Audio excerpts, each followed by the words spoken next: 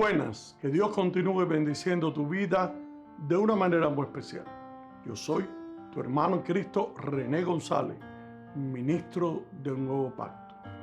Quiero darte la bienvenida a otra reflexión basada en el misterio de la gracia. Y en el día de hoy estaremos hablando acerca del misterio de la iniquidad.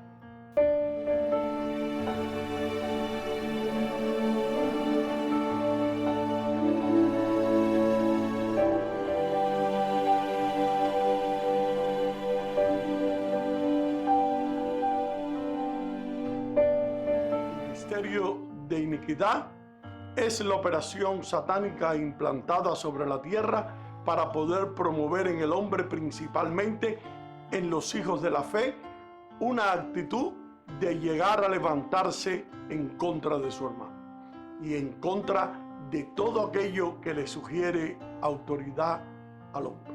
La iniquidad se ha arraigado en el corazón del hombre y de la mujer y en la actualidad se procrea en iniquidad. Esa es una operación muy sutil de la cual el hombre y la mujer de fe no se percatan porque se presenta en una forma de comentario, de señalamiento, de crítica constructiva, de derechos personales que se defienden de muchas formas asolapadas. Así es como se presenta la iniquidad en el hombre. Es la iniquidad, la rebeldía en el corazón del hombre, la que genera esa violencia que azota y asola muchas de las ciudades que actualmente habitamos. En el texto del libro de Génesis podemos observar que justo cuando Caín admite su pecado, reconoce también que en algún momento alguien le matará de igual forma como él mató a su hermano. En Génesis capítulo 4, versículo 14, la Biblia nos enseña: he aquí, me echas hoy de la tierra y de tu presencia me esconderé y seré errante y extranjero en la tierra, y sucederá que cualquiera que me hallare me matará. Caín engendró una generación con rebeldía en sus corazones, y Lamec, tataranieto de Caín, operó en la arrogancia de establecer la iniquidad como el estilo de vida de su casa. Eso lo podemos apreciar en Génesis capítulo 4, versículo 23. Y dijo Lamec a sus mujeres Ada y Sila: oíd mi voz, mujeres de Lamec, escuchad mi dicho, que un varón mataré por mi herida y un joven por mi golpe. Si 7 veces será vengado Caín, Lamec en verdad 70 veces 7 lo será. Y conoció de nuevo Adán a su mujer, la cual dio a luz un hijo y llamó su nombre Set, porque Dios dijo: ella me ha sustituido otro hijo en lugar de Abel, a quien mató Caín.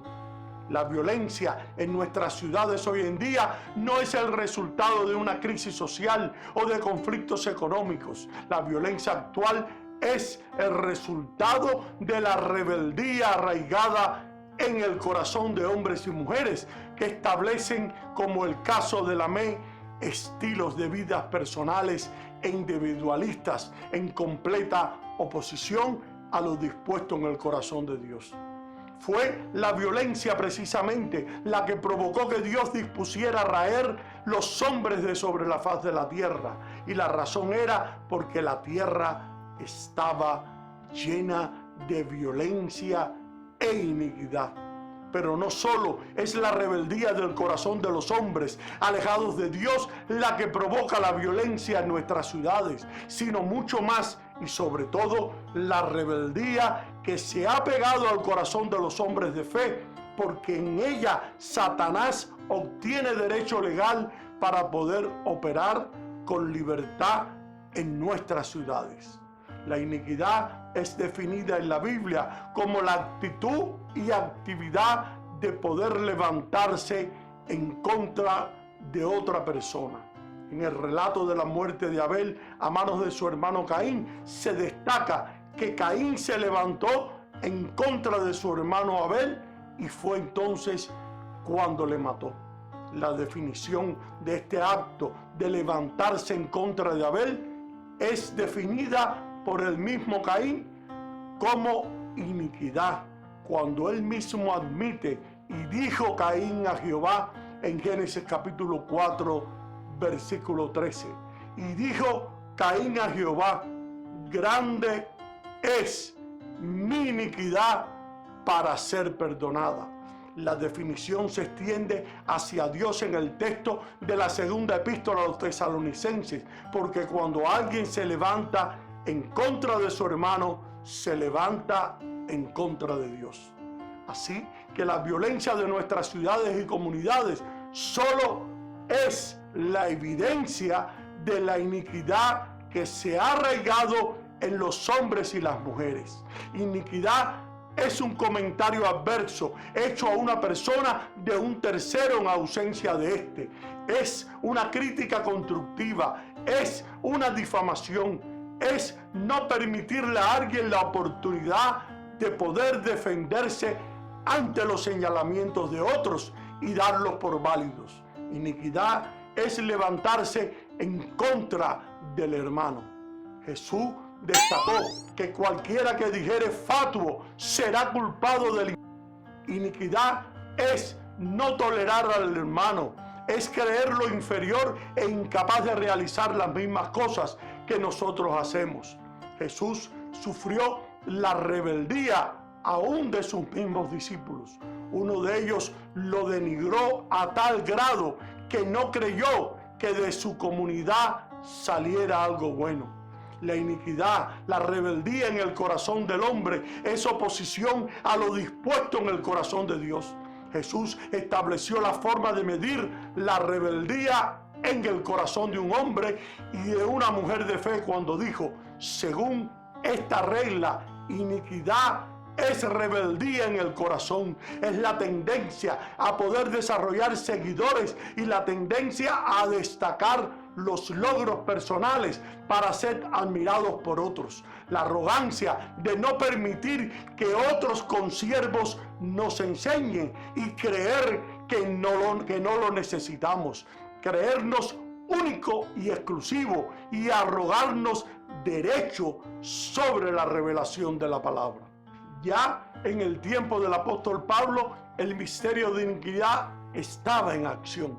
En la parábola del trigo y la cizaña, el Señor reveló este misterio que explica la condición del mundo y de la iglesia. Se siembra la semilla de la palabra de Dios, pero Satanás siembra cizaña.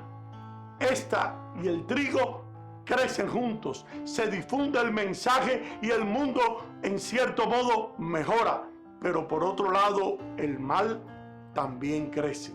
Y esto sucede no solo en relación con la sociedad, sino también en la iglesia actual.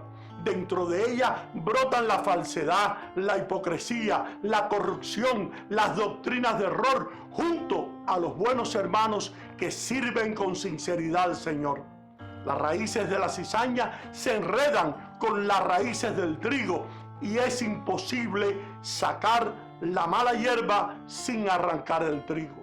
Solo Dios puede hacerlo. La palabra iniquidad significa en forma literal injusticia, no ser recto con Dios o con los hombres. Todos los seres humanos saben por su conciencia lo que es justo y lo que no lo es. La raza humana caída después de la desobediencia de Adán tiene un corazón cuya condición es la iniquidad. La palabra griega anomía ha sido traducida como iniquidad. Ambas palabras significan falta de ley o negación de la misma, lo que conduce a un relativismo moral. Los miembros del pecador son instrumentos de iniquidad.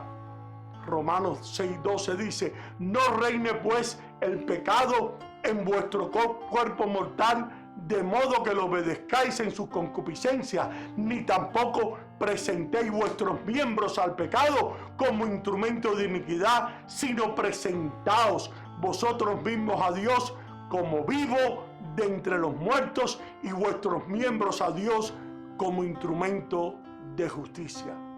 Parte del misterio de iniquidad es lograr que tengamos una religión solo externa, que tendrá apariencia de piedad, pero negará la eficacia de ella. Según el diccionario de la Real Academia Española, iniquidad del latín iniquitas, maldad, injusticia grande.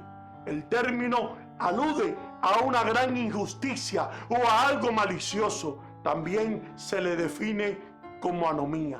Anomía es un concepto que se refiere de una manera general a la ausencia de ley y de normas establecidas.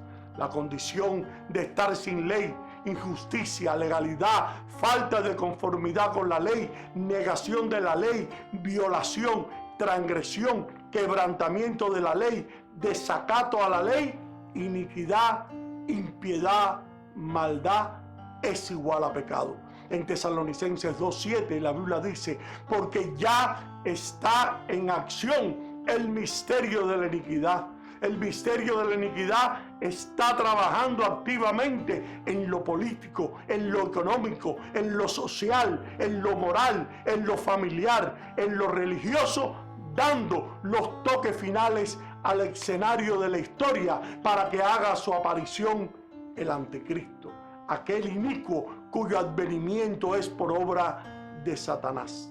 El misterio de iniquidad es la acción diabólica en la sociedad cuyo propósito es la destrucción de las almas. Pablo comprendió que había un plan satánico para la destrucción del hombre, así como hay un plan de Dios para la salvación del ser humano. El misterio de la piedad. El misterio de iniquidad comenzó a operar en el tiempo del apóstol Pablo y ha estado en acción durante toda la historia de la iglesia. Ese misterio culminará con la apostasía total y la aparición del anticristo. Pero el apóstol Pablo está dando detalles necesarios para que los tesalonicenses no se dejen perturbar ni se alarmen tan fácilmente por los que dicen que el día del Señor ya ha comenzado. Es decir, que Pablo está dando detalles que deben darse antes de la venida del Señor. Aunque no hay una fecha exacta de su regreso, sí tenemos detalles que nos advierten cada día más que el tiempo de su venida está cerca. El día del Señor será imprevisto para muchos. Cuando digan paz y seguridad, pero no para los creyentes, quienes estaremos velando y orando. Al parecer, un espíritu de iniquidad caerá sobre la humanidad perdida, agarrando los corazones de las personas tan poderosamente que el hombre de pecado ascenderá al poder muy rápidamente. Es muy importante poder saber y entender que el misterio de la iniquidad se define como gran maldad, crueldad, anarquía, gran rebelión y ausencia total de la ley de Dios. Es muy diferente a la maldad humana que todos conocemos. Antes de que Jesucristo se marchase de esa tierra, dijo que volvería, pero que antes de que lo hiciese, habría un tiempo de dificultad y de extendida iniquidad. Ahora bien, cuando los cristianos de Tesalónica pasaron por tiempos sumamente difíciles, muchos de ellos creyeron que estaban viviendo esos tiempos de tribulación. Fue con el fin de responder esta pregunta que Pablo escribió esta segunda epístola. En la primera les había escrito con el propósito de consolarles en su aflicción por los seres amados que se les habían muerto. Pero esta epístola fue escrita con el fin de corregir ciertos malentendidos que tenían con respecto al día del Señor y en estos y esos tiempos problemáticos. Pablo ya había hablado estas cosas a los tesalonicenses y estos hermanos estaban adelantados a nosotros en cuanto a escatología. Hasta el día de hoy, este misterio no plenamente manifestado sigue en accionar, pero aún no se ha manifestado la venida del anticristo o el hombre de pecado que tiene un perfil bien detallado por el apóstol Pablo. Segunda Tesalonicenses 2:4, la Biblia nos enseña, el cual se opone y se levanta contra todo lo que se llama Dios o es objeto de culto, tanto que se sienta en el templo de Dios como Dios, haciéndose pasar por Dios. Esta breve epístola tiene 3 capítulos y cada uno de ellos está escrito para poder corregir una actitud muy corriente que tienen todavía muchas personas acerca de los tiempos difíciles. El primer capítulo está dedicado a corregir esta actitud de desánimo frente a la dificultad. Estos cristianos estaban viviendo tiempos de persecuciones y de aflicciones, y aunque estaban soportando con buen ánimo, en el fondo muchos de ellos estaban empezando a sentirse desalentados. ¿Por qué seguir esforzándonos?, se preguntaban. No existe la justicia. Siempre se nos ponen las cosas en contra nuestra, y con el propósito de contrarrestar esta actitud, el apóstol le recuerda en el día que Dios le recompensará por las dificultades por las que estaban pasando. Aunque nosotros en los Estados Unidos no hemos pasado por demasiada persecución, hay partes del mundo donde de vez en cuando se producen intensas persecuciones. Si nosotros viviésemos en uno de esos lugares o en tiempo, apreciaríamos el significado de estas palabras del apóstol Pablo, que estaba recordando a esta gente de Tesalónica que Dios no se ha olvidado de ellos, que va a resolver por fin las cosas. La iglesia actual está llena de lepra y se ha convertido en inmunda. Nos hemos levantado en contra del hermano y en contra de Dios. Cuando queramos resolver la violencia de nuestras ciudades, no pensemos en reuniones conjuntas de iglesias o en cadenas de oración, inclusive en ayuno. Tales estrategias sin la debida realización de que es necesario arrepentirnos por habernos levantado en contra de nuestros hermanos y en contra de Dios, tan solo sacará a la luz los niveles de hipocresía y actitud farisaica que se han arraigado en nuestro corazón. Y espero que esta enseñanza te haya sido de gran bendición para tu ser interior y la puedas poner en práctica en tu diario caminar en el Señor. Y ahora me despido hasta una próxima ocasión. Bendiciones y gracias por tu sintonía.